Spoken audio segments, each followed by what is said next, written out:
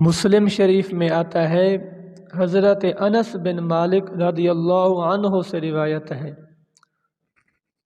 کہ رسول اکرم صلی اللہ علیہ وسلم کے زمانہ اقدس میں 4 شخصوں نے قرآن کو اکٹھا کیا تھا اور چاروں شخص ہی انصار سے تعلق رکھنے والے تھے۔